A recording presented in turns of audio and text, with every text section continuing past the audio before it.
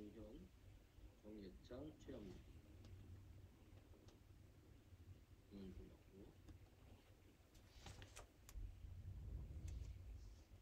다른 친구 안 들어왔어?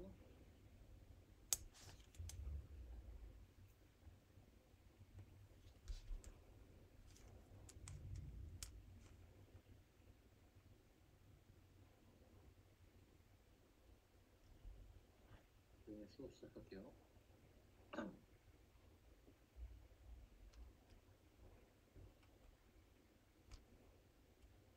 근데 지난 시간은 여기까지 했을 거고요, 그죠?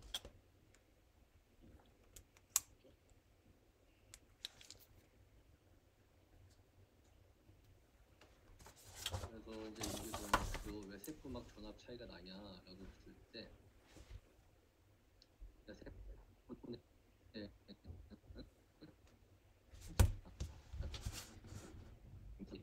자, 임상기도 마이너스 차지를 띄고 있고, 자, 그리고 안정시에는 포타슘이 왔다 갔다 할 수 있는데 얘네가 이제 순수한 이동은 사실 0이다.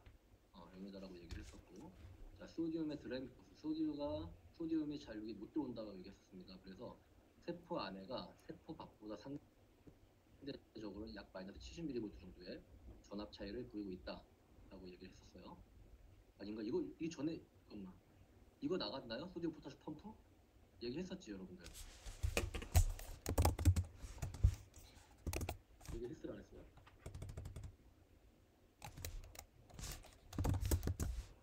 소디움 포타슘 펌프 얘기하지 않았나? 3개의 소디움 내보내고 2개의 포타슘 들어가서 1개 손해다 얘기했었죠. 좋아요. 자, 세포막 전압의 변화를 봤을 때, 자, 세포막이 이렇게 안정시 막전압, 지금 마이너스 70mV를 유지하는 건 안정시 막전압이에요. 안정막 전이라고도 표현하고 안정시 막 전압이라고도 표현합니다. 그래서 레스팅 멤브레인 포텐셜이라고 얘기해요. 이 안정막 전위에서 조금이라도 플러스로 올라가잖아요. 뭐 이러한 변화를 우리는 탈분극이라고 해요. 탈분극. 그러니까 전위 차이가 사라진다. 탈분극이라고 얘기하고요. 다시 원래 상태로 돌아오는 거는 재분극. 다시 막전압을 갖는다라고 해서 재분극이라고 얘기를 합니다. 자, 그다음에 안정시 막전압보다 조금 아래로 떨어지는 것. 이걸 과분극이라고 합니다. 과분극이라고 얘기를 하고, 자, 그러다가 다시 안정시 막전압을 찾는 겁니다. 자, 일반적으로 흥분성 세포는 정기적 신호를 이용해서 정보를 받고 처리하고 시작하고 전달한다. 이거를 하나로 딱 묶어서 얘기하면 뭐라 그러냐면은, 자, 우리 아까 건강학 시간에 그 얘기했었죠. 신경이 흥분하면은, 자, 신경이 흥분하면은 뭐를 분비한다? 신경 전달 물질을 분비한다. 신경 전달 물질을 분비한다.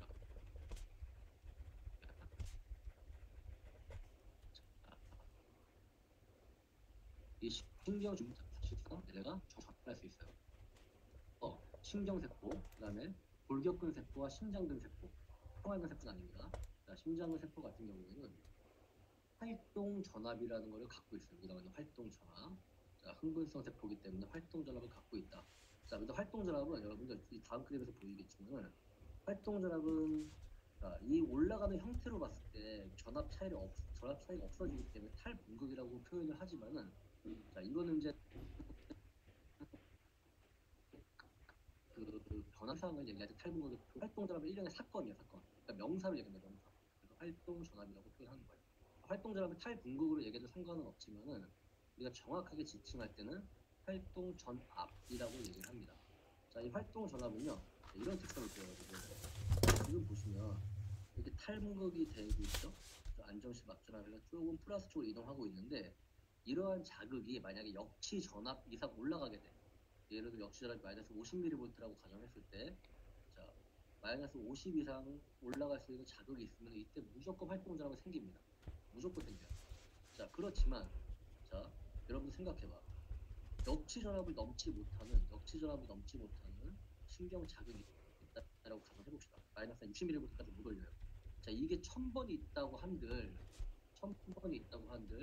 자, 역치 전압을 넘어갈 수 없기 때문에 활동 전압은 만들어질까 안 만들어질까? 활동 전압 만들어질까요?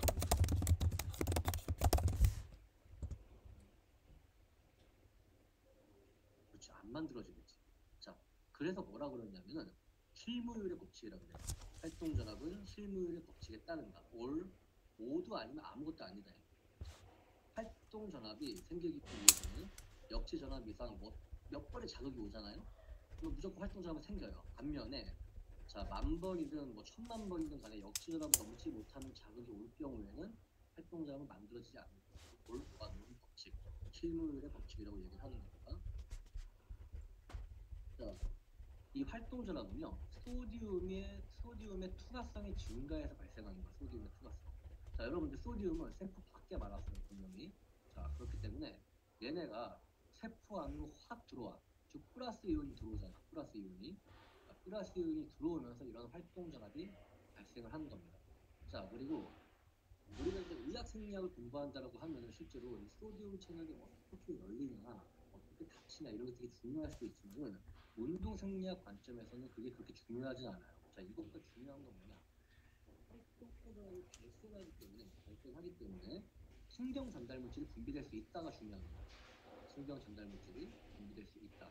자, 이거는 여러분들 실제로 우리가 근육을 지배하는 알파 운동신경이라고 있어요. 알파 운동신경과 근육의 흡수, 이거는 근육계에 가면 다시 배우게 됩니다. 그래서 여러분들이 활동전압이 신경에서 필요한 이유는 신경 전달 물질을 분비하기 위해서구나 라는 부분만 기억을 하시면 돼요. 자, 지금 이게 소디움 통로를 보여주는 건데 한번 보시면은 포타슘 채널과 소디움 채널이 좀 달라요. 이거 사실 의학생리학에서 접근하는 건데 그냥 여러분들 한번 들어보세요. 자, 이 소디움 채널은요, 소디움 채널은 활성문이라는 게 있고 비활성문이라는 게 있어요. 네, 포타슘 채널. 자, 포타슘 채널은 활성문만 존재해. 즉, 이 채널이 열렸다가 닫혔다가 이렇게만 할 뿐이고, 얘 같은 경우에는 자, 소디움이 들어오기 위해서 이렇게 채널이 열려요. 오픈되죠? 자, 소디움 이제 활동 전압이 끝났어. 자, 끝난 다음에는 바로 얘네가 닫히는 게 아니라 자, 이렇게 비활성문만 닫아주는 거예요. 비활성문만. 구조가 조금 다르다는 거 보여주는 겁니다. 자, 근데 공통적으로는 이 채널이 열려야지만 이온이 들어올 수 있고 혹은 포타슘 같은 이온이 밖으로 많이 나갈 수가 있다라는 걸 표현을 한 겁니다. 자, 그럼 이렇게 한번 볼게요, 여러분들. 이걸 보면 조금 더 이해가 될 것 같아요. 자, 지금 어떻게 되어 있냐면 안정시 막전압이에요. 안정시 막전압. 자, 안정시 막전압에서 포타슘 채널은 원래 항상 좀 열려 있지만 그냥 여러분들 이해를 돕기 위해서 닫혀 있다는 그림으로 갖고 온 겁니다. 자, 그리고 소디움 채널 어때요? 완벽하게 닫혀 있어요. 비활성문도 지금 아무런 역할을 하고 있지 않습니다. 안정시에는. 자, 그러다가 어떤 세포의 신호체계에 의해서 소디움 채널이 좀 열릴 거예요. 자, 열리면서 탈분극이 일어납니다. 자, 탈분극이 일어나고 이때 자, 역지전압 이상으로 올라가게 되면 이러한 전압 탈분극의 정도가 역지전압 이상 올라가게 되면은 소디움 채널이 확 열려요.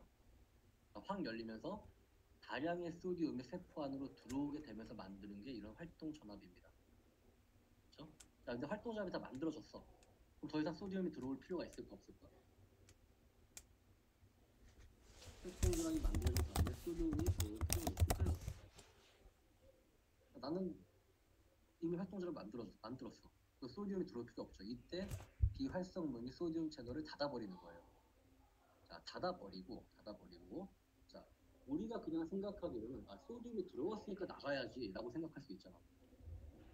자, 어찌됐든 세포 안에는요, 지금 세포 안에는 이 활동 전압이 끝난 시점에서 이 부분 끝난 시점에서 보면은 세포 안에 원래 포타슘이 많았고 그다음에 많은 양의 소디움도 지금 세포 안으로 들어와 있어요.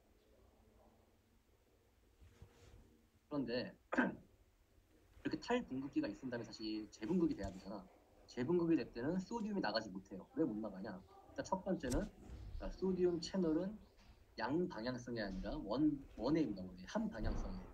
들어오는 건 할 수 있는데 나가는 건 못하게 해요.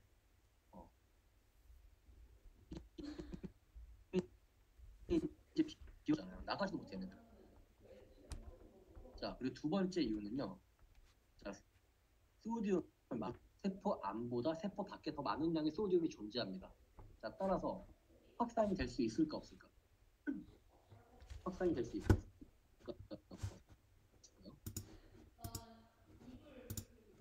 어떨 것 같아요?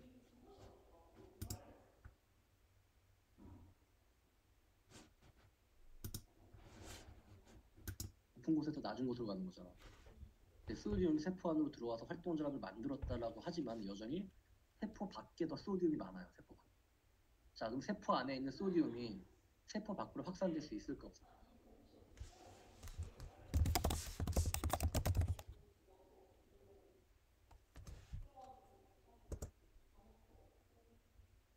당연히 없겠죠. 그죠? 없어요. 못 나가요. 자, 그러면은 소디움보다 더 나가기 쉬운 이온이 뭐야? 그게 바로 포타슘이야. 세포 안에 더 많기 때문에. 자, 그래서 소디움 대신에 포타슘이라는 양이온이 나가버리는 거예요. 밖으로. 자, 나가면서 다시 플러스가 세포 밖으로 나갔기 때문에 다시 안정시 막전압을 찾는 겁니다. 자, 이해 가시나요? 여러분들? 무슨 얘기인지? 자, 그러면 여러분들 이제 궁금해할 건 뭐냐면요. 자, 오케이. 소디움이 나가서 다시 안정시 막전압을 만들었다고 치자. 자, 그런데 이 세포 안에 있는 소디움 어떡할 거야? 그 세포 밖으로 나간 포타슘은 또 어떡할 거야? 얘네 다시 원위치 시켜야 되잖아. 자, 이때 필요한 게 3Na 포타슘 펌프예요. 포타슘 펌프. 즉, 자, 세포 밖에는 여전히 소디움이 많다라는 거 알고 있을 거고요. 포타슘이 나갔지만 여전히 세포 안에는 포타슘이 많아요. 자, 그러면 이때 능동 운반, 즉 경사도의 반대로 이온을 보내는 거예요.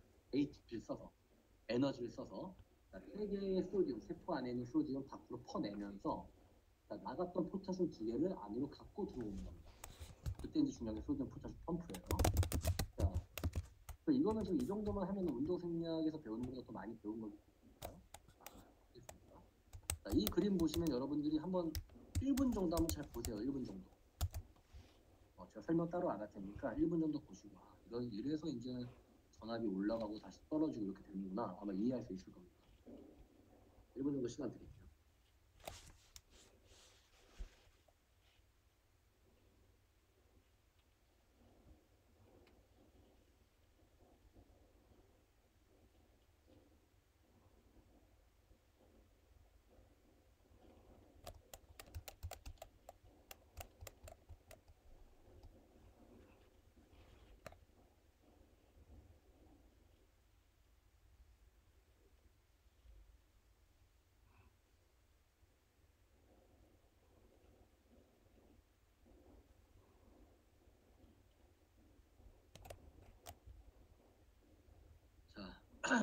안정시에는 여기 소디움 투과성 없고요.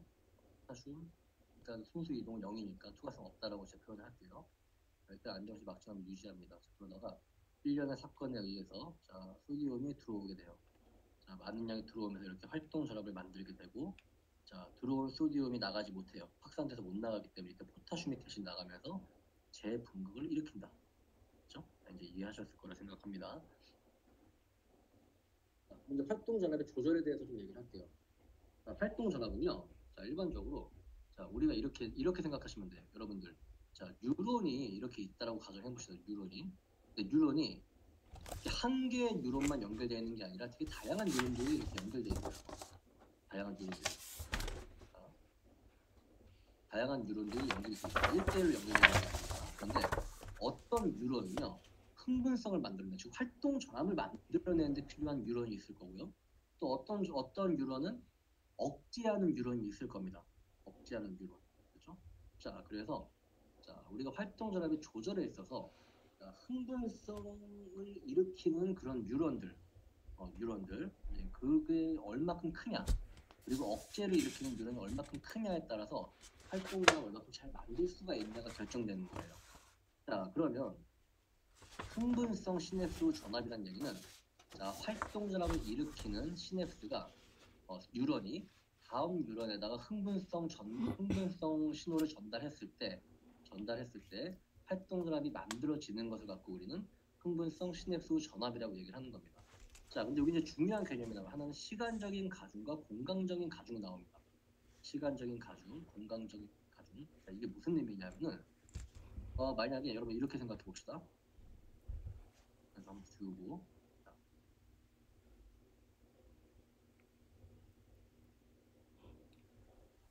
뉴런이 이렇게 있어요.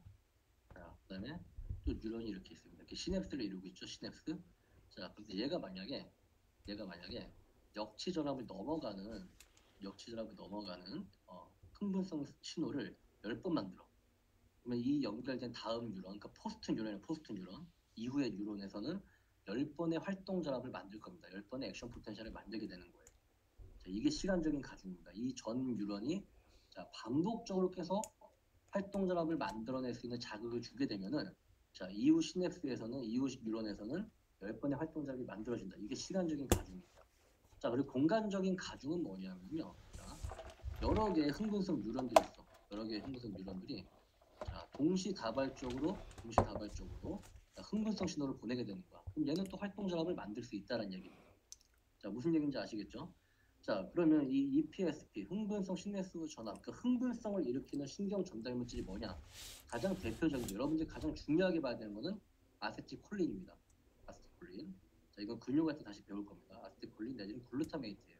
자, 글루타메이트는 주로 이제 중추 쪽에서 작용하기 때문에 우리가 이제 근육과 연관해서 생각하면 이 아세틸콜린이 가장 중요한 신경 전달 물질입니다.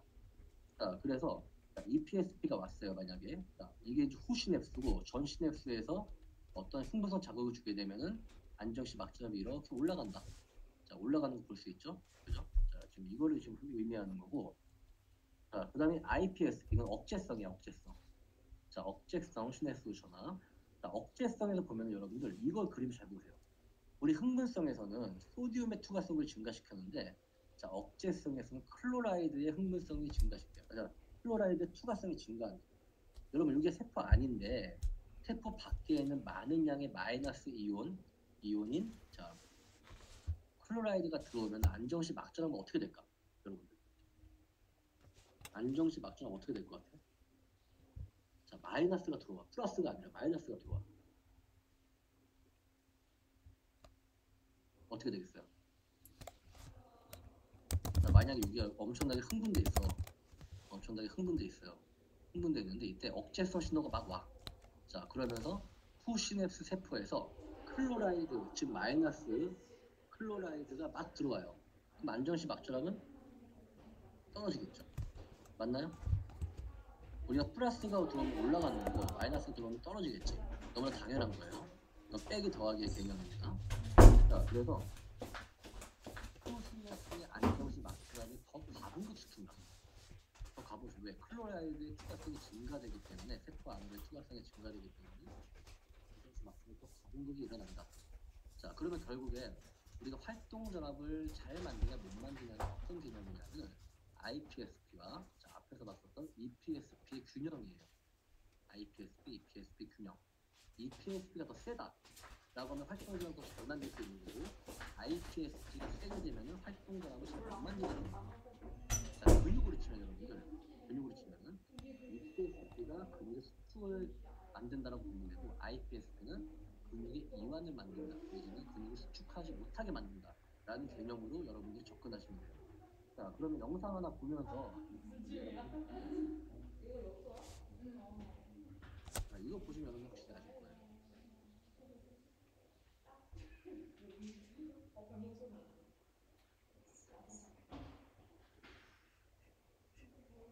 자, 지금 신경세포가 형성되어 있는 모양을 볼 수 있어요. 그러면은 이 뉴런이 하나 있죠. 자, 뉴런이 하나 있고 또 다른 뉴런들이 막 연결되어 있어요. 그죠? 그러니까 한 1대1로 지금 시냅스를 이루고 있는 게 아니다라는 걸 알 수 있습니다.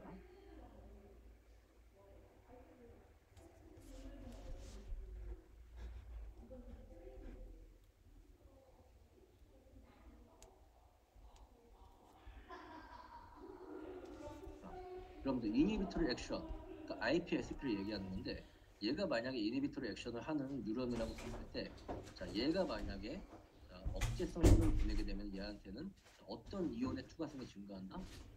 클로라이드, 그러니까 마이너스 차지를 띠고 있는 클로라이드의 투과성이 증가하면서 막전압을 떨어뜨리게 된다. 이 얘기입니다.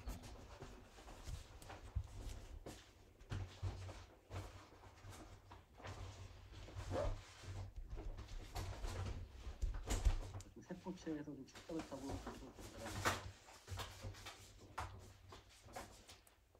자, 이 이 신호체계 자체가 자, 이 타겟은 얘가 될 거, 후시냅스에 있는 자, 이 뉴런이 될 건데 얘의 액티비티를 떨어뜨리게 되는 거예요. 즉 IPSP가 많을 경우에는 자, 이 세포에서 이 뉴런, 여기 있는 뉴런에서 활동작업을 만들지 못하게 되는 겁니다.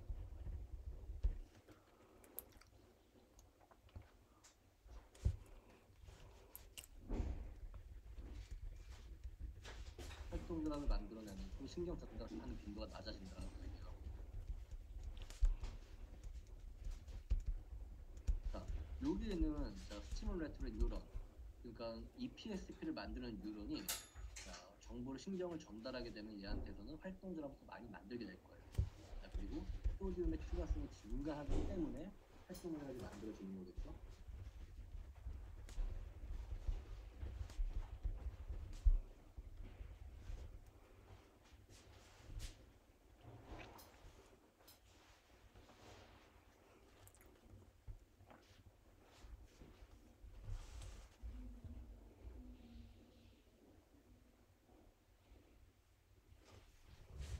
이렇게 잘 전달되고 있다가 갑자기 자, IPSP가 더 세다라고 하면은 그만큼 활동작업이 만들어지지 않는 거고 EPSP가 세면 활동작업이 더 증폭돼서 만들어진다. 이 개념을 좀 이해하시기 바랍니다. 자, 그러면 자, 신경에서 활동작업이 왜 필요할까? 좀 중요할 수 있습니다. 일단 여러분들 이 부분을 이해하면은요 나중에 근육 수축과도 연결하는 게 상당히 쉬워집니다. 자, 일단 여기서 이제 중요한 게 하나 나와요. 자, 뭐냐면은 활동 전압은 신경 말단에서 칼슘의 유입을 증가시킨다가 나와요. 칼슘. 자, 우리 아까 여러분들 스포츠 건강학 수업을 할 때 평화근이 수축하기 위해서는 칼슘의 농도가 증가돼야 된다라고 배웠어요. 기억나시죠? 기억나시죠, 여러분들? 신경 전달 물질을 분비하기 위해서라도 칼슘이 또 필요합니다. 뉴런에서. 그러니까 칼슘이라고 하는 건 이렇게 생각하시면 돼요. 우리의 세포 신호체계가 세포에서 일어나는 신호체계들이 칼슘 의존적인 신호가 있고요. 칼슘의 비의존적인 신호가 있습니다. 그런데 우리가 수축을 하기 위해서 내지는 신경에서 신경 전달 물질을 분비하기 위해서 칼슘이 의존적, 칼슘이 못 빠져야지만 신경 전달 물질을 분비할 수 있습니다. 자, 그러면 여러분들 자, 이 부분 한번 생각해봐요. 자, 여기 보시면 칼슘 채널들이 보이죠? 자, 칼슘 채널이 보입니다. 자, 이 칼슘 채널은요. 자, 이름이 뭐냐? L타입 칼슘 채널, L타입. L타입의 칼슘 채널입니다. 우리 아까 L타입 평활근에서도 나왔었어요. 평활근. 자, 평활근은 같은 칼슘 채널을 갖고 있습니다. 즉, 얘네들은 다르게 얘기하면 전압 의존성 칼슘 채널이야. 전압 의존성 칼슘 채널. 다시 이거를 풀어서 설명드리면 탈분극이 돼야지만 열리는 칼슘 채널입니다. 탈분극이 돼야지만 열리는 칼슘 채널이다. 자, 그럼 여러분들 뉴런에서 신경세포에서 탈분극을 시키는데 가장 좋은 방법은 활동 전압이 되는 거예요. 이해가세요? 활동 전압이 되면 제가 아까 얘기했었죠. 활동 전압은 일련의 사건이다. 그런데 이게 변화의 양상으로 보면은 탈분극이다 라고 얘기를 했습니다. 자, 그럼 활동 전압이 위에서부터 쫙 전달되면은 이 축상 말단까지 탈분극이 되면서 이 칼슘 채널이 열리는 거예요. 칼슘 채널이. 자, 그럼 칼슘 채널이 열리면서 칼슘이 들어갈 것이고, 자, 이렇게 칼슘이 들어가야지만 여기 보이는 신경 전달 물질을 분비할 수 있는 거예요. 이 신경 전달 물질이 분비돼야지만 후신해수도 흥분시킬 수가 있고요. 그다음에 우리의 골격근도 수축시킬 수 있는 겁니다. 자, 그러기 위해서 활동 전압이 필요한 거야.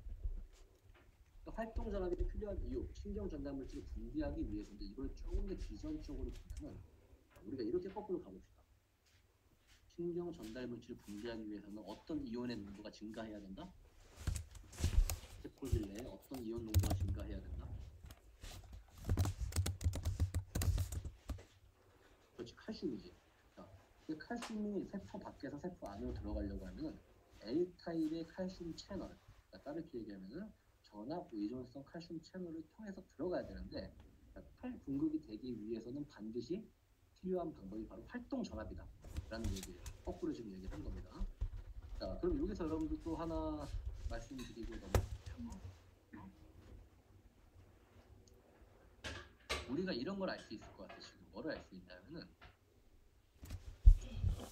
여러분들 신경 전달 물질이 분비되지 않으면 이거는 신경으로서 역할을 못 한다는 얘기야. 쉽게 얘기하면. 여러분들이 잘 알기는 알츠하이머 있죠. 알츠하이머. 자, 알츠하이머시란 치매의 유형 중에 가장 대표적인 건 알츠하이머가. 알츠하이머는 신경세포가 죽는 거예요. 신경세포가. 자, 그런데 걔네가 왜 죽냐면은 첫 번째 기능상실입니다. 기능상실이라고 하는 얘기는 어떤 얘기냐? 신경 전달 물질을 분비하지 못한다는 얘기예요. 신경 전달 물질을 분비하지 못한다. 즉 아세틸콜린을 분비하지 못하기 때문에 신경세포의 기능이 떨어지게 되는 거고, 그리고 그러다 보면은 여러분 이렇게 생각해봐. 이 뉴런이 이렇게 있고 다음 뉴런이 이렇게 있어요. 여기서 신경 전달 물질이 나와서 얘한테 자극을 주게 돼. 얘가 또 어떤 그 자극을 갖고 다음 뉴런으로 전달을 하게 돼요. 그렇죠? 자, 그런데 우리가 근육에서 우리 예전에 해부학할 때도 배우겠지만 우리 근육의 특징이 가소성이라는 특징이 있어요. 기억나세요, 여러분? 가소성이라는 특징. 가소성 기억나시나요? 가소성.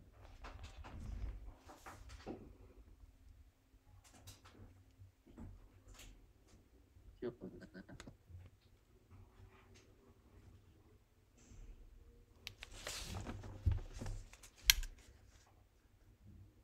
이제 가소성. 자, 가소성은 뭐냐면은 자극받으면 발달하고 자극받지 못하면 퇴화된다. 이게 가소성이에요. 자, 그때 근육에서 뭐라 그랬냐면은, 자, 근육이 운동을 하면 커지잖아. 그게 가소성 때문에 커지는 거고, 운동을 하지 않으면 근육이 위축이 일어나잖아요. 자, 그것도 가소성이라는 특징 때문에 가능한 거예요. 근데 가소성의 특징을 가장 잘 보여주는 것이 어디냐면 신경이야, 신경.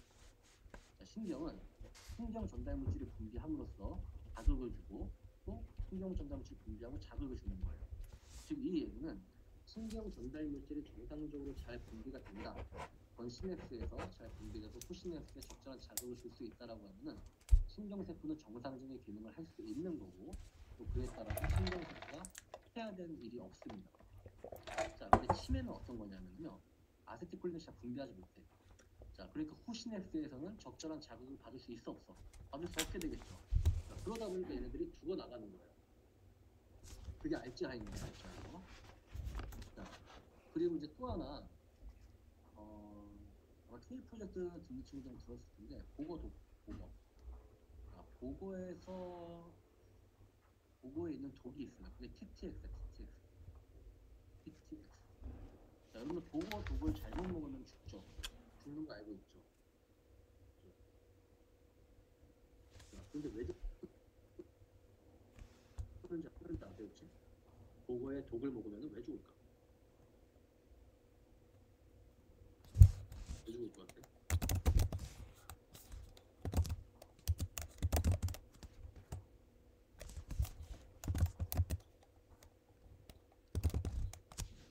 TTX를 먹으면 왜 죽을까?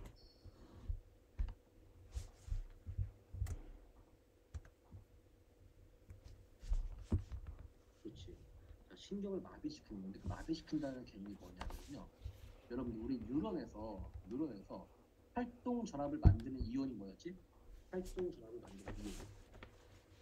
어떤 이온의 투과성이 증가하면서 활동 전압이 안 들어가지? 아니지. 칼슘은 신경 전달 물질 분비지. 활동 전압을 만드는 이온.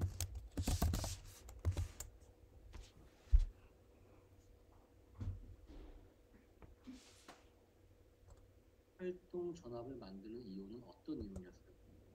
그렇지, 소디움이야, 소디움. 민서야, 포타슘은 너 왜 그러니?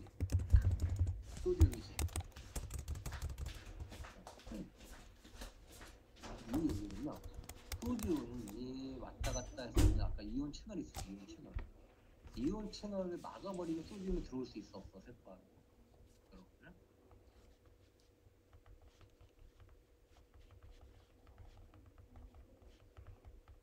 못 들어오면 활동 전압을 못 만들어요. 활동 전압을 만들지 못하면 신경 전달 물질을 분비할 수 있을까, 없을까?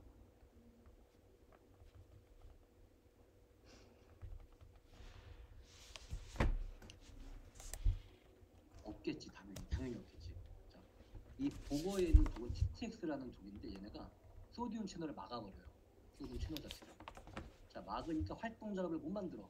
자, 활동 전압을 못 만드니까 신경 전달 물질을 분비하지 못해. 즉 아까 세혁이가 얘기한 것처럼 신경 마비가 오는 거야. 자, 이해 가시나요? 보고독이 왜 위험한지? 자, 신경을 여러분 우리 몸 전반적인 거를 다 조절하잖아 얘네들. 근데 얘네가 어떻게 조절하냐? 신경 전달 물질을 분비하면서 조절하는 거예요. 근데 독을 잘못 먹으면 활동 전압을 못 만들기 때문에 얘네가 신경 전달 물질을 분비할 수 없게 돼. 그러다 보니까 우리 인체 전반적으로 마비가 되는 거예요. 딱 중지가 되는 거야. 중단이 돼버리는 거야. 그러다 보면 죽는 겁니다. TTX가 왜 위험한지, 보고에 있는 독이 왜 위험한지 아시겠죠? 저는 이거 보면서 잘 설명드리겠습니다.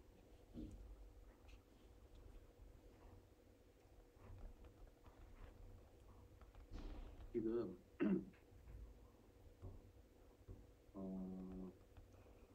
이 사람이 가다가 앞정을 밟아요. 앞정을 밟아요. 자, 앞정을 밟으면은 아프다라는 신호를 중추로 보내요. 중추. 자, 그럼 지금 말초에서 중추로 가고 있죠? 먼 곳에서 가까운 쪽으로 가고 있어.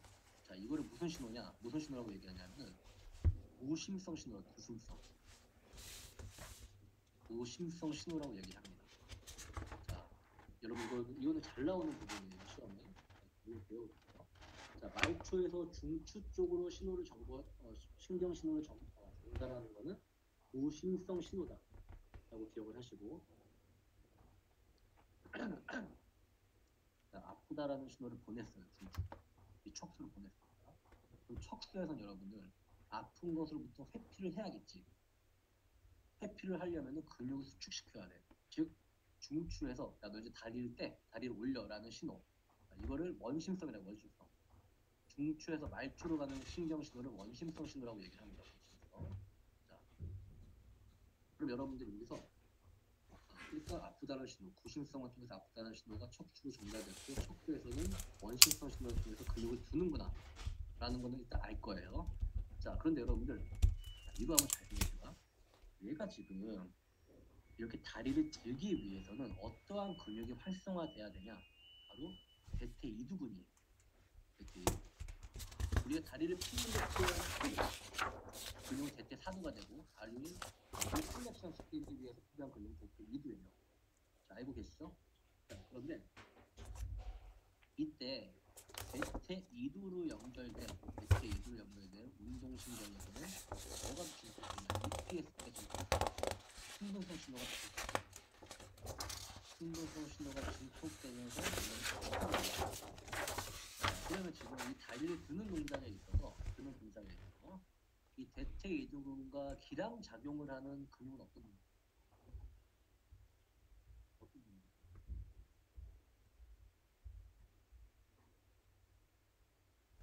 어떤 근육이에요?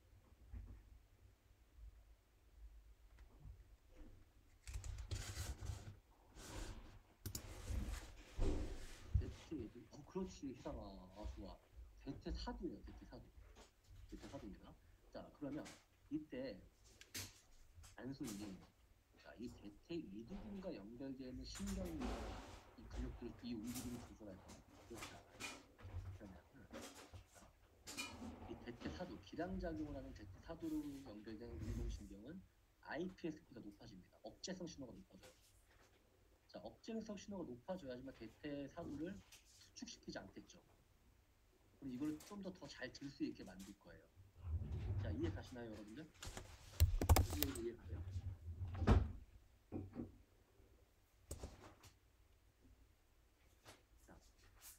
자, 그리고 또 볼게요. 자, 어떤 게 있냐면은 자, 지금 여러분들 이 오른쪽 다리를 앞정을 밟았던 다리를 틀어요. 왼다리 뭐 하고 있습니까? 왼다리. 왼쪽 다리 뭐 해야 돼? 왼쪽 다리는 뭐 해야 돼요?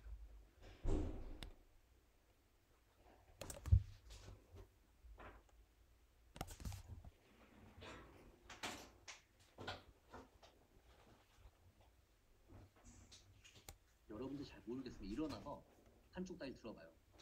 한쪽 다리 뭐 하고 있는지. 들어봐.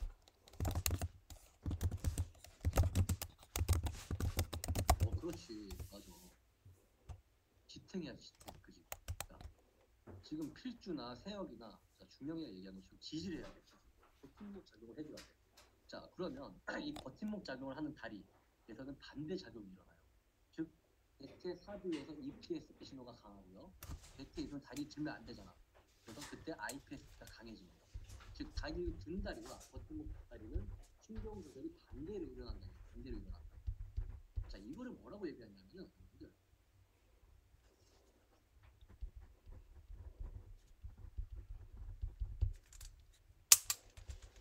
고차 반사라고. 고차 반사. 고차 반사. 이건 한쪽 팔 한쪽에서만 일어날 수 있고 양쪽에서 못 일어날 수 있어요. 자, 그럼 우리가 아까 배웠던 IPSP, EPSP가 어떻게 적용되는지 여러분들 이해를 하시겠죠? IPSP 다리를 들어야 될 때, 흥분해야 될 때는 EPSP가 강해지고 반대로 기랑 근육이나 혹은 반대 다리에서는 IPSP가 강해집니다. 라는 개념 기억하시기 바랍니다.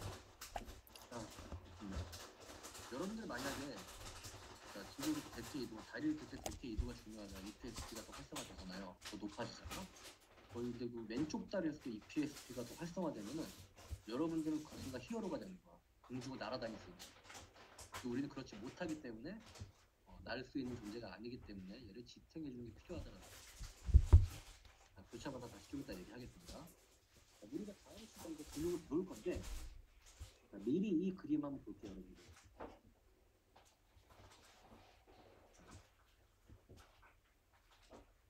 이 그림에서 여러분들 아까 우리가 시냅스가 연결되는 뉴런과 뉴런이 연결될 수도 있지만 운동신경 말자는 이렇게 근육과 연결되어 있습니다. 근육과 연결되어 있어요. 자, 그럼 활동전압이 이렇게 발생할 거고 탈부역이 되면은 칼슘이 이 세포 안으로 들어갈 거고요. 그렇죠? 칼슘이 들어갈 거고 이때 신경 전달 물질을 분비합니다. 자, 신경 전달 물질을 분비하게 되면은 결국에는 골격근에서는 수축이 일어난다. 근육이 수축된다 라는 개념만 일단 이 그림에서 기억하시면 돼요. 이거는 근육감을 다시 똑같은 그림으로 설명을 드릴 겁니다. 근육 수축에 관련해서 아시겠죠 여러분들? 자, 그러면 여기서 여러분들 또 하나 제가 한 부분만 더 추가적으로 설명을 드리고 숨쉬어 드릴게요. 아까 제가 신경은 어떤 특성을 갖고 있다? 자, 신경은 어떤 특성을 갖고 있다?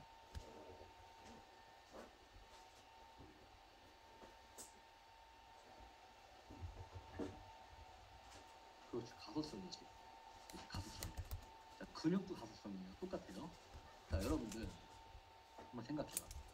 이 만약에 뉴런이 운동신경과 연결되는 뉴런이 제 기능을 하지 못한다라고 생각을 해봅시다.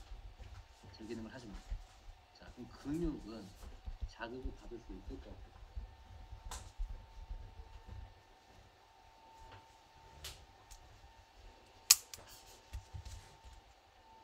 근육을 지배하는 운동신경이 만약에 기능을 하지 못해. 죽었어. 그럼 골격 근육은 자극을 받을 수 있을까요? 없을까요?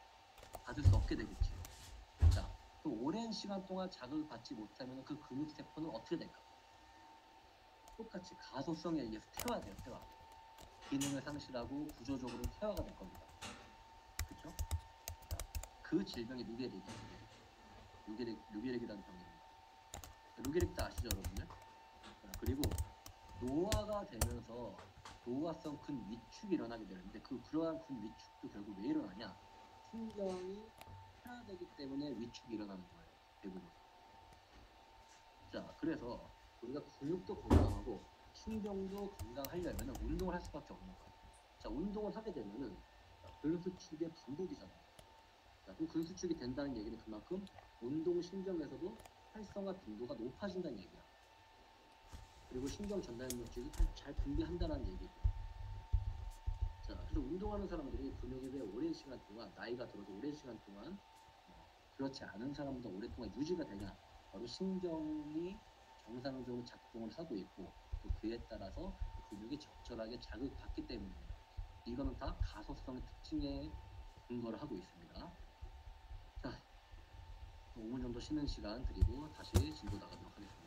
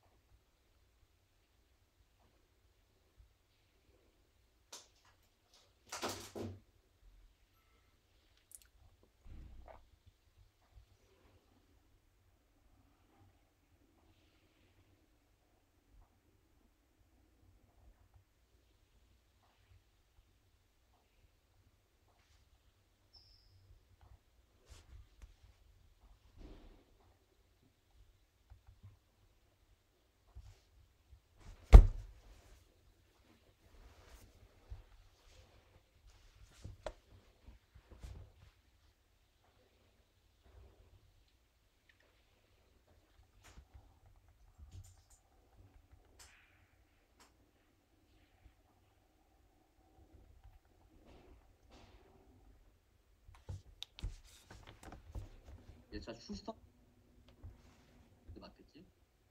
그지? 기각이 나니까.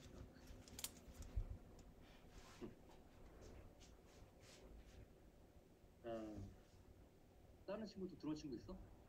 자, 죄송할 건 없어. 지각할 수 있어, 괜찮아. 다른 친구 안 들어왔어? 이성민, 박희수, 강동국, 신현민 그런 친구 있어요?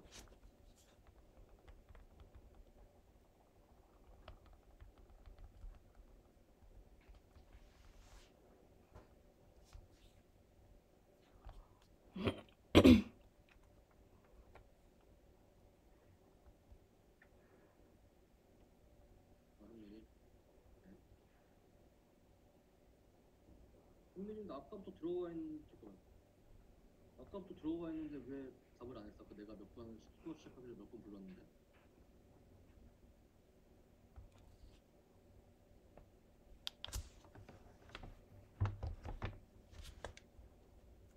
아, 오케이.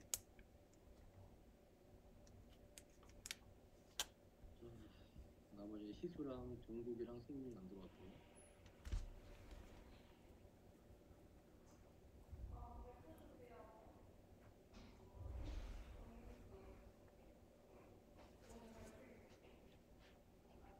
자, 수업 시작할게요. 우리가 신경계를 구별해서 보면은요. 처음에 들어온 거 알아? 신경계를 보면은 중추신경계라는 게 있고요. 말추신경계가 있죠. 말추신경계. 자, 그런데 중추신경계는 어떻게 구성되어 있냐? 자, 뇌 자체가 척수야, 척수. 뇌와 척수로 이제 구별되어 있는 게 중추신경계고요. 자, 말초신경계는 자율신경계와 체성신경계가 있죠. 체성신경계. 체성신경계 얘는 자율신경계예요.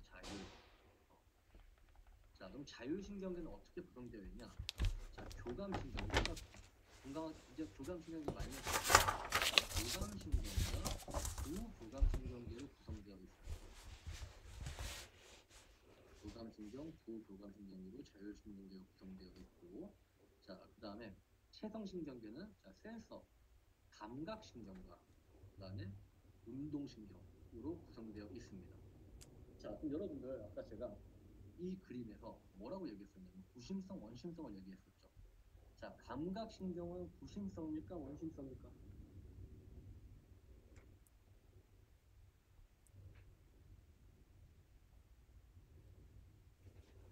A. 감각신경, 감각. 구심성이야. 자, 구심성이라는 의미는 말초에서 중추 쪽으로 신호를 전달하는 게 구심성입니다. 자, 그러면 이제 운동신경. 자, 운동신경 여러분들 우리가 머리로 막 생각하잖아. 이 운동을 해야겠다 생각해서 몸을 움직이잖아. 자, 이 얘기는 중추에서 말초 쪽으로 신호가 전달된다는 거죠. 자, 그렇기 때문에 얘네들은 원심성이다. 자, 그래서 센서리는 A 프런트라고 부르고요. 모터 유런 같은 경우는 B 프런트, 원심성이라고 얘기하는 겁니다. 원심성, 이 용어를 여러분들 잘 기억하셔야 돼요. 자, 우리가 등장성 수축, 나중에 근육할 때 배울 건데 등장성 수축에서 만약에 바이셉스 컬을 한다. 바이셉스 컬. 자, 바이셉스 컬을 할 때 여러분들 여기 이제 덤벨 이렇게 놓여져 있어. 덤벨을 우리 몸 쪽으로 움직이는 수축이 있죠. 몸 쪽으로 들잖아. 자, 이거를 뭐라 부르냐면은 구심성 수축이라고 해요. 구심성 수축. 단축성 내지는 구심성 수축이라고 부르고요. 다시 들었다가 다시 아래로 내리잖아요.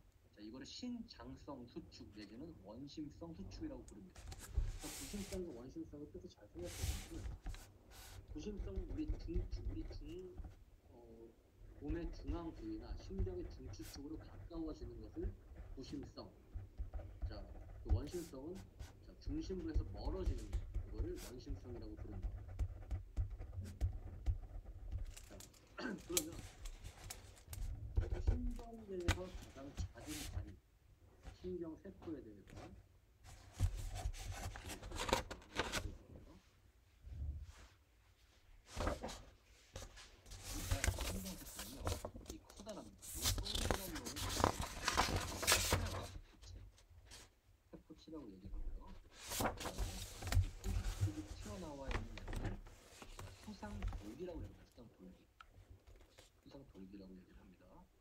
그리고 이 신경도 세포기 때문에 뉴런도 이제 세포잖아요. 보통 우리가 뉴런, 너버스 셀, 신경세포 다 같은 용어입니다.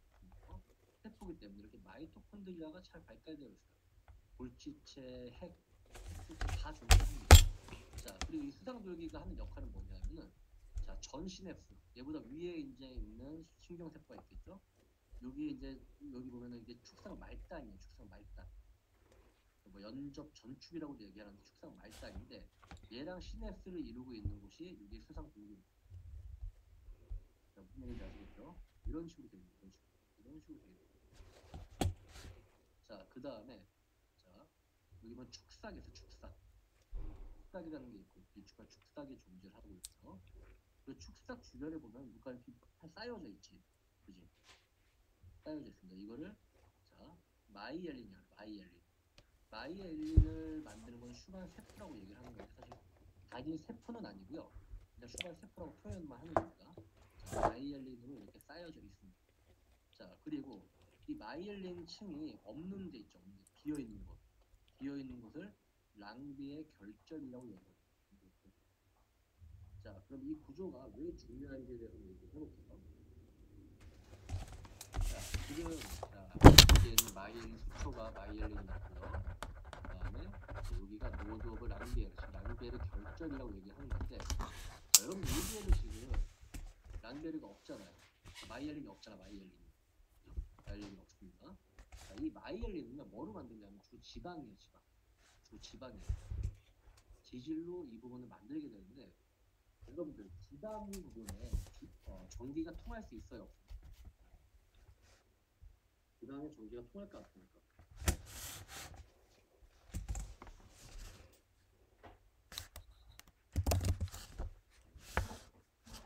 자, 지방에 전기가 통해요.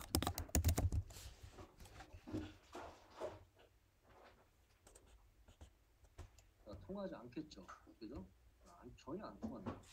여러분들 그 인바디 있죠, 인바디의 원리가요. 자, 지방을 통과하지 못하는 전류를 계산해서 여러분들의 체지방률을 알게 되는 거예요. 그러니까 지방은 기본적으로 절연체야. 전기가 통하지 않는 절연체입니다. 자, 그러면 결국에는 흑삭을 이렇게 길게 두고 봤을 때 활동자압이 어디에 전달되냐? 이 랑비에르 결절에 전달됩니다. 그럼 이게 여러분들이 생각했을 때 랑비에르 결절이 있다는 게 이게 전기 생리학적으로 뭔가 의미가 있을까라고 생각할 수도 있습니다. 근데 당연히 의미가 있죠. 자, 어떤 개념이냐면 이 그림 잘 보세요, 여러분들. 지금 보시면 랑비에르 결절이 없어요. 없으면은 지금 하나하나 축삭 전체 하나하나를 다 활동작을 만들어 가야 됩니다. 자, 그러다 보면은 전달 속도가 빠를까요, 느릴까요? 어떨 것 같아요? 엄청나게 느리겠죠. 그죠? 그리고 자, 랑비에르 결절이 있지만 랑비에르 결절이 있고 마이엘린이 있지만 비교적 좀 촘촘하게 있는 애들, 얘네도 마찬가지로 아주 빠르진 않아요.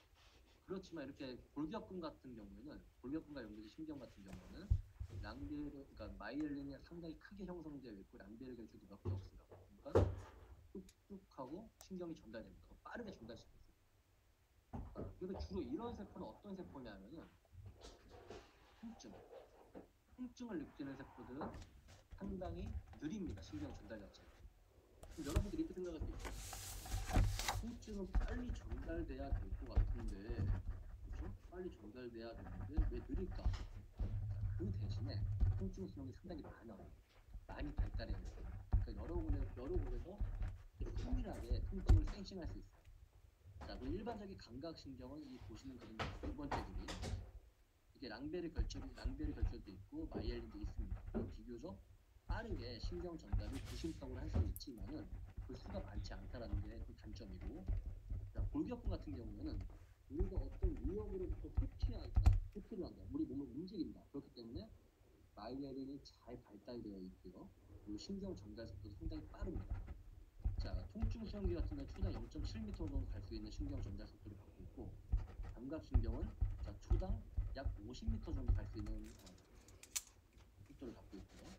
자, 그리고 우리 골격근과 연결된 알파 운동 신경, 알파 모터 뉴런 같은 경우는 초당 120m까지 상당히 빠르죠. 그 속도를 보면 얘는 상당히 느려요. 통증 수용기는. 그 통증 수용기 외에 감각 신경은 훨씬 빠릅니다. 운동 신경은 훨씬 빠르죠. 이렇게 빠르기가 왜 결정되냐 하고 ALS 수축 얼마큼 두껍고 크게 발달되어 있냐, 이 난개의 결절이 몇 개가 있냐에 따라서 이렇게 신경의 전달 속도가 결정됩니다.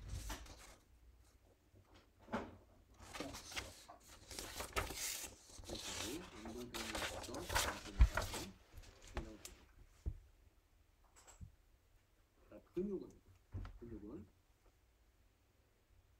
운동신경에 의해서 움직인다. 가장 중요한 부분. 일반적인 골격근을 움직이는 신경은 어떤 거냐? 바로 알파 운동 뉴런, 알파 모터 뉴런, 알파 운동 뉴런입니다. 자, 얘는 평균 직경이 14 마이크로미터로 일반 골격근 추외근섬이라고 해요. 추외근섬의 움직임을 유발하고 조절하는데 필수적인 그런 운동신경입니다. 즉 우리의 일반적인 골격근은 알파 운동신경의 조절을 받는다라고 생각하시면 돼요. 자, 그런데 우리의 근육이요, 추외근섬도 있지만 이렇게 일반적인 근육 추외근섬이거든. 이 안에 들어가면 추내근섬이라고 해서 추내근섬이가 있어요. 자, 이 추내근섬에는 감마 운동 뉴런에 의해서 조절을 받습니다. 감마 운동 뉴런. 평균 5 마이크로미터로 추내근섬유를 지배한다라고 보시면 됩니다. 그래서 요즘 골반 성리가 이렇게 있는데 이게 지금 알파 운동 신경이 이렇게 연결되어 있죠. 그리고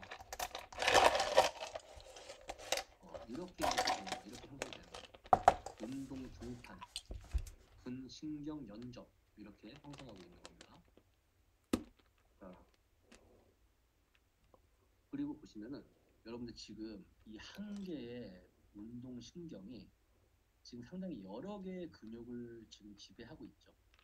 그림에서 보시는 것 같이. 자, 그러면 그걸 뭐라 그러냐? 이걸 운동단이라 그래요. 운동단이라고 표현을 하는 겁니다. 운동단위.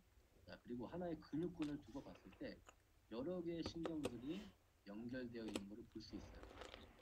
그렇죠? 자, 그런데 여러분들 실제로 우리가 바이패스 컬을 한다고 가정했을 때 이 상완 이두근을 수축시키기 위해서 상완 이두근과 연결된 모든 신경들이 다 활성화될까?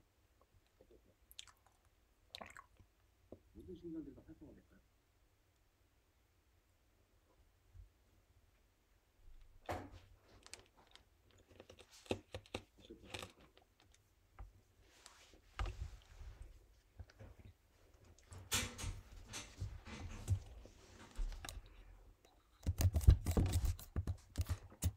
모든 신경들이 활성화될까요? 활성화 안 될까요?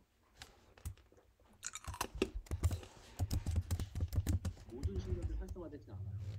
근데 여러분 이런 경우가 아마 있을 거예요. 요즘에는 저도 이제 매체에서 그런 말은 못 들었는데 그런 기사는 있어요. 옛날에 보면 이런 기사가 있어요. 할머니. 되게 노세한 할머니였어요. 할머니인데 손자가 차에 깔렸어. 자, 그런데 할머니가 차를 들었어요. 여러분도 차 들 수 있어요, 없어요? 차 들 수 있어? 차 못 들죠. 할머니가 차를 들어. 그게 왜 그러냐면 이렇게 보시면 돼요. 우리가 이 근육을 지배하는 여러 개 운동신경들이 있는데 얘네가 다 활성화되지 않는데 그러한 순간에 초인적인 힘을 낸다라고 하면 이 모든 신경들이 다 활성화되는 거예요. 자, 그러면 그만큼 모든 근육이 다 동원이 될 수 있고 우리가 좀 더 안으로 들어갔을 때는 모든 마이오신 머리랑 액틴이랑 결합할 수 있는 그건 이제 근육계 가면 배울 겁니다. 이제 그런 경우도 있어요, 실제로. 근데 우리가 일반적인 운동을 할 때는요, 모든 신경이 다 활성화되지는 않습니다, 사실. 모든 신경. 그러한 이유는 당연히 있겠죠. 뭐 상해 방지를 위해서라도 그렇게 프로그램이 돼 있는 건데 우리가 이제 정말 특별한 순간에는 모두 활성화된다라고 가정했을 때 그때 사람들은 초인적인 힘을 낼 수 있는 거예요. 자, 다시 한번 우리의 일반적인 운동신경을 알파 운동신경의 조절을 받는다 라는 개념 기억하시고, 추 맥을 서면은 감마 운동신경의 조절을 받는다 라는 부분을 기억하시기 바랍니다. 자, 그러면 이제 감각정보와 반사에 대해서, 아까 우리 그 교차 반사 잠깐 배웠었어요. 자, 중추신경계는 말초의 수용기 내지는 말초의 신경으로부터 지속적인 정보를 제공받습니다. 이게 따가운 건지 뜨거운 건지 차가운 건지 아픈 건지 이런 건지 계속 지속적으로 받는다는 얘기다. 자, 그런데 이제 근육의 움직임과 관련된 고유 수용기들이 있어요. 고유 수용기, 프로프라이어 세트라고 하는데 고유 수용기들이 일부 있습니다. 자, 이 중에서 정말 중요한 건 뭐냐? 근방추와 골직원이에요. 근방추와 골직원. 이게 왜 중요하냐면은, 그럼 나중에 운동 처방이나 트레이닝 방법론 수업할 때 이 PNF라는 거 배워요. PNF 스트레칭. 자, PNF 스트레칭. 자, 이게 뭐냐면은 고유 수용성 자극 스트레칭이에요. 고유 수용성 자극 스트레칭. 그러니까 우리가 유연성이라고 하는 게 사실 근방추와 골직원이 중요한 역할을 해요.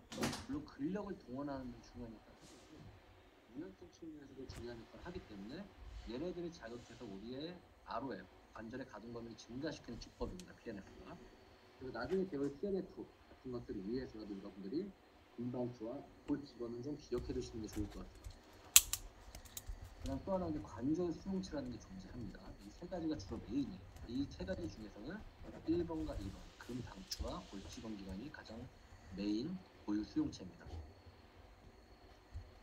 자, 그리고 이제 관절에 이제 고유 수용기가 몇 가지 존재합니다. 자, 운동 감각과 관련해서 사지의 움직임 속도의 인식과 신체 각 부위의 위치를 인식하는 데 중요한 게 관절의 고유 수용기예요. 자, 관절에 있는 고유 수용기는, 자, 얘는 지금 이제 근육에 있고요. 얘는 건에 있어요. 건에. 자, 1번은 근육에 있고 2번은 건에 있습니다. 자, 이제 관절에 있는 고유 수용기는 크게 세 가지예요. 자율신경 종말, 골지형 수용기. 이거랑 다릅니다. 이 골지 텐던 오르간이랑 달라요. 자, 골지형 수용기. 그 다음에 파시니아 소체라는 게 있습니다. 자, 자율신경 종말이 하는 역할은 접촉과 압력에 대한 정보를 구심성으로 제공하고요. 골지형 수용기는 관절의 인대에서 발견되는데 자율신경 종말, 즉 얘랑 비슷한 역할을 합니다. 자, 그리고 파시니아 소체는 피부, 관절에 존재하고 관절의 회전율을 감지합니다. 그럼 결국 이걸 다 합치면 뭐냐면은, 내가 적절한 움직임을 만들어내기 위해서 필요한 거는 첫 번째, 내가 지금 내 관절이 처해져 있는 어떤 압력이나 어떤 움직임이나 회전의 정도가 일단 뇌에 전달돼야 돼. 뇌나 척수에 전달돼야 돼. 자, 그 다음에 뇌는 이거를 통합해서 다시 근육에다가 너 이제 어떻게 움직이면 돼? 라는 명령을 내리게 되는 겁니다. 자, 그런데 이 시간에는 제가 관절에 있는 고유 수용기에 대해서 크게 언급하지는 않을 거예요. 그러니까 왜냐? 더 중요한 근방추와 골직원 기관이 있기 때문에 걔네들을 좀 중점적으로 얘기하도록 하겠습니다. 자, 근육에 있는 고유 수용기는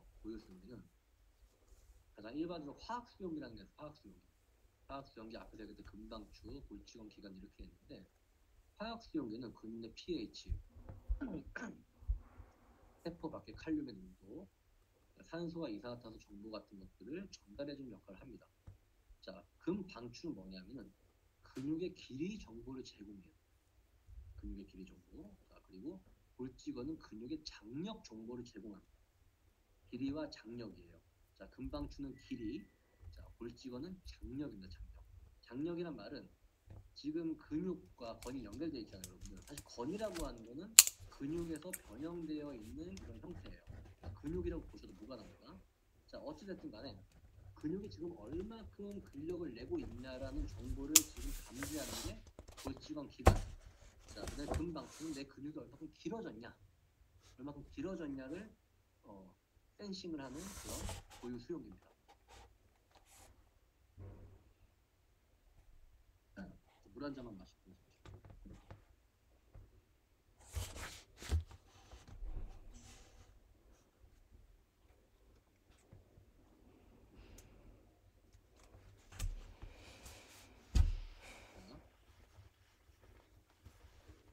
지금 관련된 금방추부터 여러 가지 설명을 드릴게요. 금방추가 보면은 뭔가 이렇게 복잡해 보이는데 자, 상당히 간단하게 설명을 드리도록 하겠습니다. 자, 일단 금방추를 보면요, 이 추내근 섬유 안에 있어요. 추내근 섬유 안에 있고, 추내근 섬유는 누가 아까 지배한다 그랬죠? 감마예요, 감마 운동신경이 지배를 합니다. 추내근 섬유. 자, 여기 보면 첫 번째 말단이 있고, 그렇죠? 두 번째 말단 이렇게 있고요. 인트라 퓨절 파이버, 익스트라 퓨절 파이버. 익스트라 퓨절 파이버는 추내근 섬유, 일반적인 골격근 추내근 섬유고, 인트라 퓨절 파이버는 추내근 섬유예요. 내근. 그렇죠? 자, 이 안에 뭐가 있냐? 자, 이 금방추가 있어요. 금방추가 있습니다. 자, 이 금방추 여러분들, 자, 어떤 역할을 하는지를 한번 보면은요. 일단 금방추 아까 자 뭐를 센싱한다 그랬지? 금방추가 하는 역할? 근육에 뭐에 대한 정보를 제공한다? 그렇지, 길이였어, 길이. 좋아요. 자, 그리고 얘네들 지금 센서이기 때문에 구심성입니까? 원심성입니까? 자, 쉬운 질문. 센서니까 구심성입니까? 원심성입니까? 그렇지, 구심성입니다. 자, 정말 쉽게 설명드릴 테니까 여러분들 잘 들으시고 여러분들이 이해를 하시고 한번 답을 한번 해보세요. 제가 드리는 질문에 대해서. 자, 지금 이쪽 부분이 추내근섬이야. 여기가 추내근섬이야. 여기는 추내근섬이고. 자, 여러분들 이렇게 한번 봅시다. 팔을 자, 이렇게 여러분들이 손을 들고 있어요. 자, 여기다 지금 땅에다 대고 손을 들고 있어. 자, 이 자세를 취하고 있습니다. 자, 이게 이제 팔꿈치가 되죠. 엘보 조인트고. 자, 여러분들 이렇게 지금 자세를 취하고 있는데 여기다가 갑자기 책을 하나 딱 얹어. 책을 딱 얹으면 어떠한 움직임이 발생하죠? 책을 딱 얹어요. 그럼 어떻게 됩니까? 팔이 어떻게 돼? 내가 모르는 사이에 책을 딱 누가 얹었어. 그럼 어떻게 돼? 팔이 내려가죠. 자, 내려갑니다. 자, 내려갈 때 팔이 내려가는 것만 생각해. 일단 내려갔어요. 자, 내려가면서 상완 이두근의 길이는 길어질 거고 그 안에 있는 추내근섬유도 길어질 거예요. 분명히. 그렇죠? 같이 길어질 겁니다. 자, 그리고 자, 금방추 어떻게 될까? 금방추는 어떻게 될까? 금방추도 길어질 거예요. 당연히 그렇죠. 금방추 길어집니다.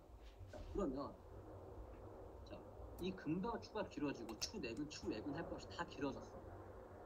그죠? 일단 우리 길어진 것까지는 알 수 있어요. 자, 그 다음에 보인 다음에 내려갔다가 다시 어떻게 될까? 내려갔다가 어떻게 될까? 내려갔다가 어떻게 되지? 내려간 상태로 그대로 있어요? 여러분들 지금 의식하지 않고 있지 않습니까? 의식을 못하고 있어요, 지금. 자, 의식을 못하는 상황에서 책을 딱 놨을 때, 순간 팔이 아래로 떨어져. 그러다가 어떻게 됩니까? 다시 올라오지. 다시 올라오면서 원위치를 찾잖아요.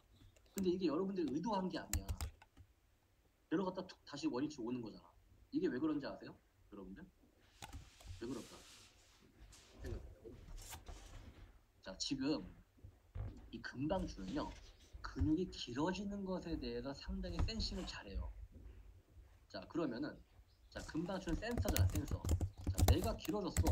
어떤 물건이 올라와서 내가 길어졌어. 자, 그 센싱에 대한 정보를 척수에다 전달해요. 척수에다 전달해요.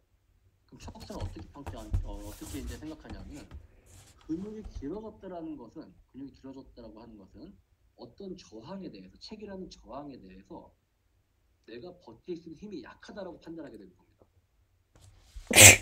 그렇죠? 자, 그러면 어떻게 하겠어? 척수에서 알파 운동 신경을 통해서 상완 이두근의 추가적인 근력을 동원시키는 거예요. 추가적인 근력을. 자, 동원시키기 때문에 다시 원위치로 올라오게 되는 거예요. 자, 이해 가세요, 여러분들? 무슨 얘기인지? 이해 가요? 자, 다시 한번 말씀드리면 근방추는 근육이 길어지는 것에 상당히 민감하다. 상당히 민감해요. 근데 우리가 일반적으로 근육이 길어진다라고 하는 거는 어떤 자세를 취하고 있을 때 어떤 저항이 왔기 때문에 순간적으로 근육이 길어지는 거고, 자, 그때 이 길어졌다라는 신호를 근방추가 척수에 보내게 되는 거예요. 자, 그럼 척수는 알파 운동신경과 감마 운동신경을 통해서 추가적인 근력을 동원시켜라는 신호를 보내게 됩니다. 자, 그러면 다시 팔이 원상태로 우리가 생각지도 못하게 반사적으로 올라오는 거예요. 이해가시죠? 이해가시죠? 자, 그럼 우리가 일반적인 근력은요, 이 알파 운동신경이 중요하지만은, 자, 감마 운동신경은 왜 필요하냐라고 했을 때, 여러분들 이 추 내근 섬유가 길어지면 근방추가 같이 길어진다라고 얘기했잖아. 근데 근방추가 한번 길어져 버리잖아요. 긴 상태로 계속 있다 보면은 근육의 길이를 센싱하지 못해요. 그럼 다시 어떻게 해야 될까? 추 내근 섬유를 수축시켜야 돼. 짧게 만들면 근방추도 짧아져요. 자, 그렇게 시키는 게 감마 운동 신경입니다. 추 내근 섬유를 짧게 만듦으로써 다시 근방추를 짧게 만들어줘요. 신장되어 있던 걸 짧게 만들어줘요. 자, 그러면 어떻게 될까? 다시 길이를 센싱할 수 있게 되는 거예요. 이해가시죠? 자, 정확히 좀 여러분들 사실 제가 이해를 돕기 위해서 이렇게 설명드렸지만은 좀 더 정확히 말씀드리면요. 이건 이제 사실에 근거해서 말씀드릴게요. 이 근방추는 사실 길어지지 않아요. 정확히 따지면 길어지는 게 아니라 이걸 추 내근섬이라고 봤을 때 얘네가 이쪽 방향으로 길어질 거란 말이야. 자, 길어지면 얘를 당기게 될 거야. 살짝 당기게 돼. 이 끝부분이 당겨질 거예요. 자, 당겨지면은 이 근방추가 내가 길어졌어 라는 신호를 보내게 되는 겁니다. 엄연히 따지면은. 자, 그런데 우리가 이해를 돕기 위해서는 이 근방추도 같이 길어진다라고 표현하는 게 좀 더 이해가 쉬울 수도 있어요. 그러니까 이쪽 끝에가 살짝 길어지면은 근방추가 근육이 길어졌어 라는 신호를 척수로 보내게 되는 거고, 자, 그때 척수는 알파 운동신경을 통해서 야, 너 추가적 근력을 동원시키자 라는 신호를 보내게 됨으로써 반사작용에 의해서 다시 팔이 올라오게 되는 거예요. 그리고 감마 운동신경은요, 자, 이렇게 길어진 추 내근 섬유를 다시 원래의 길이대로 복원시키는 역할을 하는 겁니다. 자, 그럼 근방추의 역할을 아시겠죠, 여러분들? 이해 가시죠? 그죠? 자, 좋습니다. 머슬 스탠들의 기능. 근 전체의 길이가 늘어나는 것은 근방추 중앙 부위를 신장시킨다. 사실 신장 안 시켜요. 추 내근 섬유를 신장시키는 겁니다. 자, 수용기를 흥분한다. 수용기가 흥분된다. 근 전체의 길이가 변하지 않는다라고 해도 추 내근 섬유 끝부위의 수축은 추 내근 섬유의 중앙 부위를 신장시켜 수용기를 흥분시킬 수 있다. 이거는 이제 가설입니다. 가설. 자, 그렇게 할 수 있다. 자, 그래서 한 학생의 팔을 수직으로 굽혀서 팔 앞으로 뻗고 있고 흥분의 칙을 몰래 올려놔요. 근데 팔은 순간적으로 아래로 떨어지지만 다시 원위치로 돌아올 것이다. 자, 이게 따르게 얘기하면 신전 반사입니다. 반사. 이러한 반사가 왜 일어났냐? 그리고 근방추라는 고유 수용기 때문에 가능한 일이에요. 근방추가 근육의 길이를 센싱해서 척수에 알려줘요. 척수는 원심성 신호를 통해서 알파 운동신경을 흥분시킴으로써 근육의 추가적인 근력을 동원시킴으로써 다시 원위치로 돌아오게 만든다라는 것입니다.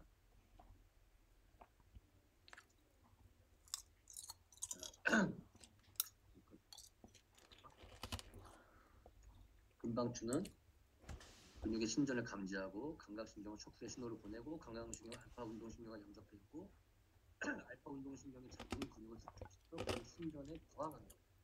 우리가 팔이 다시 올라오는 거는 혈기라는 무게에 지금 저항하는 거죠. 그걸 설명하는 겁니다. 자, 그래서 이 그림 볼게요. 이 그림. 여러분들 이거 검사 해보셨나요 혹시? 이 검사? 이 검사 해봤어요? 해보십니까? 자, 여기 슬개골은 두드리가 다리가 뚝 올라오잖아. 뚝뚝 올라오잖아. 그런데 이게 올라온다라는 개념은 실제로 대퇴사두가 수축이 되냐 안 되냐를 자극하는 거예요. 만약에 여러분들 여기 때렸을 때 여기를 때렸을 때 다리가 안 올라오면 그거는 근방추에 문제가 있는 거야. 근방추. 금방추에 문제가 있는 거예요. 자, 금방추가 지금 대퇴 사두근 안에 있는 금방추 같은 경우에는 얘네가 활성화되잖아요. 신호를 전달하게 되면은 척수에서 알파 운동신경을 통해서 이 대퇴 사두를 수축시키잖아. 수축시키면 일어나는 반응은 다리가 펴져야 되는 반응이에요. 그런데 그거를 가장 적절하게 쓰는 방법이 여기 건을 때리는 거예요. 건을 때리면 돼. 건을 때리면 신호가 전달돼요. 그런데 만약에 여기 때렸음에도 불구하고 다리가 안 올라온다. 이거는 금방추에 문제가 있다라는 겁니다. 그래서 신전 반사에 문제가 발생한다라는 것을 지금 보여주는 그림입니다. 그 다음에 이제 우리가 또 중요하게 봐야 되는 골직원 기관, 골직 텐던 기관, GTO라고 많이 부르고. GTO는 여러분들, GTO는 이렇게 건 속에서 건이라고 하는 거는 뼈와 근육을 연결시키는 게 건이죠. 그런데 얘네들은 주로 뭐를 센싱한다고 그랬잖아요. 금방추는 근육의 길이 없고, 건은 뭐를 센싱한다? 장력이에요. 좋아요. 장력을 센싱합니다. 그 부분 잘 생각하고 있어야 돼. GTO는 콜라겐 섬유 다발과 엉터리는 구심성 신경 섬유의 말단으로 이루어져 있다. 얘도 똑같이 구심성입니다. 구심성. 근육의 안전 장치로 인식되는데 이게 왜 그런지 제가 설명을 할게요. 지금 여러분들 이 근육이 툭툭하게 되면은 얘를 당길까 안 당길까? 건이 당겨질까 안 당길까? 수축하면 지금 가운데로 근육들이 몰릴 거예요. 그렇죠? 그러면서 이 뼈에 붙어있는 건이 당겨질까요? 안 당겨질까요?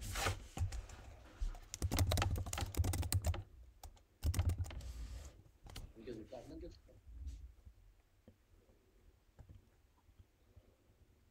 어떨까요?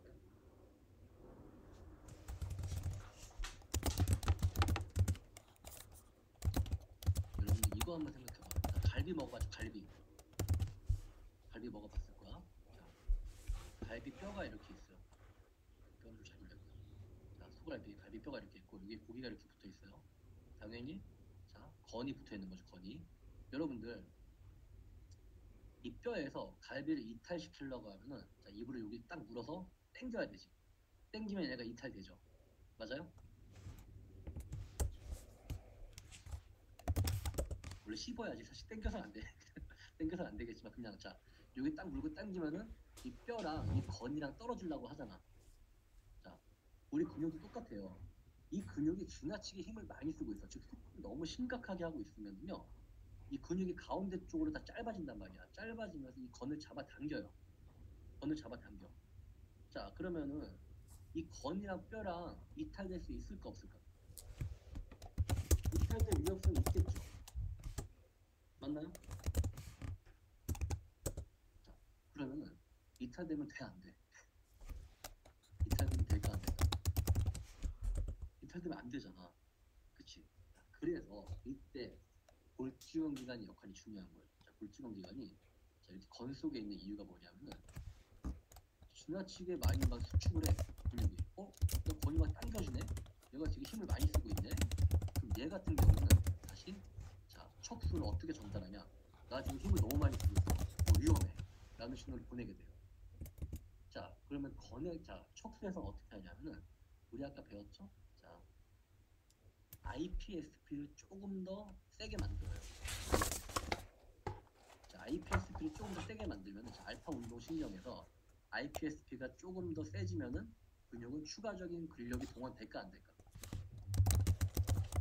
IPSP가 세지면 추가적인 근력이 동원이 안 되겠죠. 그렇죠? 그렇기 때문에 이 GTO를 갖고 우리는 근육의 안전 장치로 생각하는 거예요. 그럼 어찌 보면은 근방추는 추가적인 근력을 동원시키는 데 역할을 했었고, 골지방 기관은 근력을 억제하는 역할을 하게 되는 겁니다. 이해 가시나요? 이해 가세요? 그러면 제가 이것까지 설명하고 딱 예를 들어드릴게요. 골지원 기관의 증가는 장력을 감지하고요. 감각신호는 이 신호를 척수에 보내게 되고, 감각신경은 알파 운동신경 연착 억제성 계제신경원. 억제성 계제신경원, 즉 IPSP를 발생시키는 억제성 계제신경원과 연접해 있고요. 자, 알파 운동신경을 억제함으로써 근육을 이완시키고 건의 장력을 감소시킨다. 자, 금방추와는 반대되는 역할을 하는 겁니다. 그럼 여기서 제가 한 가지 더 추가적으로 설명을 드릴게요.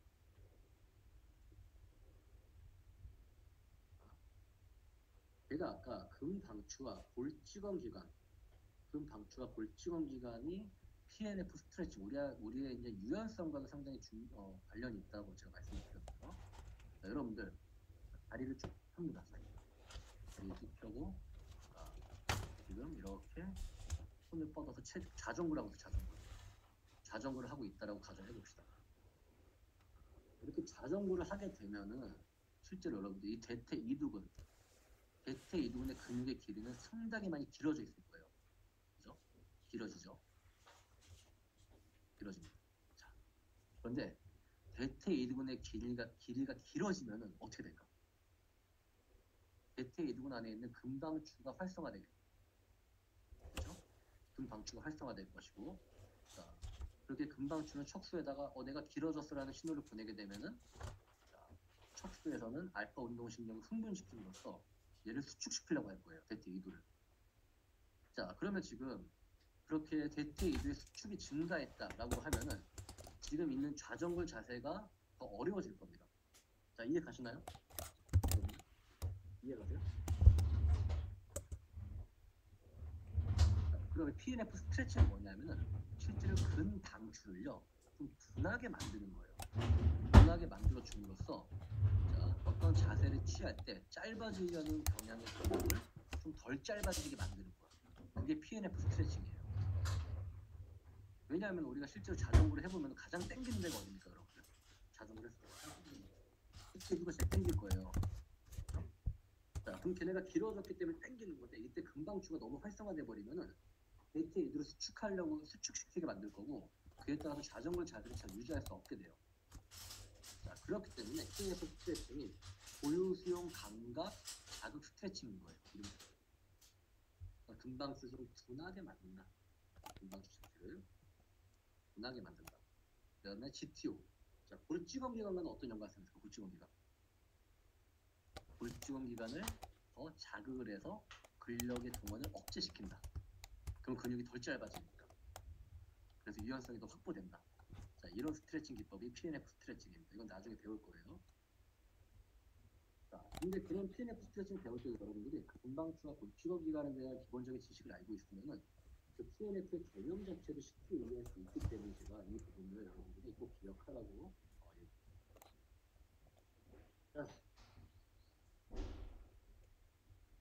그 다음에 회피 반사와 교차 신전 반사에 대해서 얘기할게요.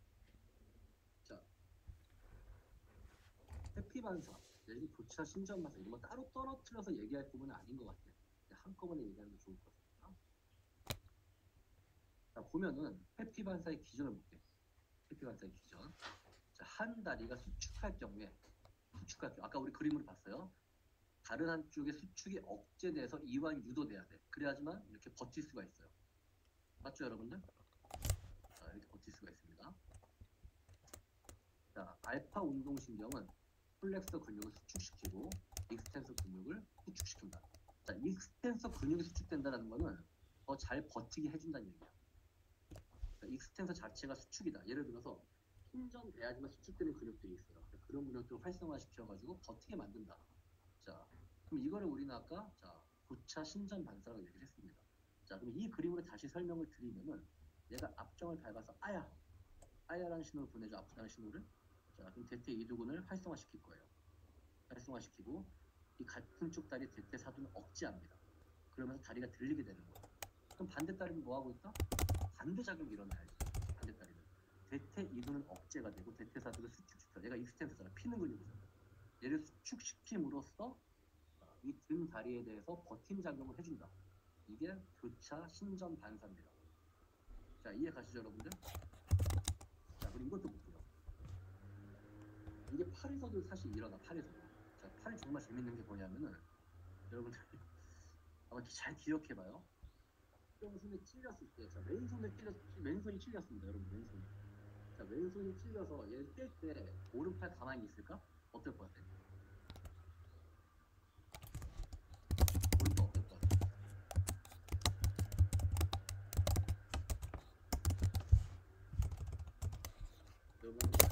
두 손을 책상 위에 올려놔봐요. 두 손을.